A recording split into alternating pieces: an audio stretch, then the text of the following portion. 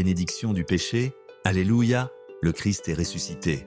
Aux fautes d'Adam vraiment nécessaires qui fut effacée par la mort du Christ, aux bienheureuses fautes qui nous a valu un si grand Rédempteur. Chers amis, le carême s'est achevé, et voici venu le temps de célébrer la grande joie de la fête de Pâques. Hier soir, au début de la vigile pascale, nous avons entendu chanter l'Exulté dans une église plongée dans l'obscurité, éclairée seulement par les flammes des cierges, et ces paroles ont résonné, aux bienheureuses fautes qui nous a valu un si grand Rédempteur. Ces paroles peuvent de nous surprendre. Comment le péché d'Adam, ce péché originel, peut-il être qualifié de nécessaire et même de bienheureux? La réponse se trouve précisément dans le mystère de Pâques.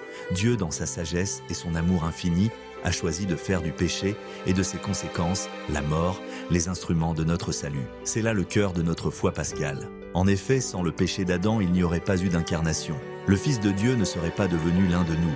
Bien que le péché soit un mal, Dieu a choisi de l'assumer jusqu'au bout en Jésus-Christ, pour le vaincre par l'amour. Il a permis que le péché du monde le rejette et le crucifie, pour qu'en retour, sa souffrance et sa mort deviennent des instruments de grâce et de salut. La résurrection du Christ a vaincu le péché en détruisant la mort. Et désormais, pour tous ceux qui s'attachent à lui, le péché n'a plus le dernier mot. C'est cela le sens de cette faute bienheureuse.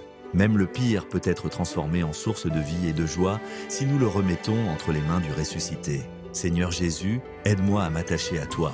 Que ta joie pascale remplisse mon cœur et qu'elle soit ma force en toutes choses, même dans mes faiblesses et mes fautes. Que rien ne me sépare de toi, toi qui fais toutes choses nouvelles. Amen.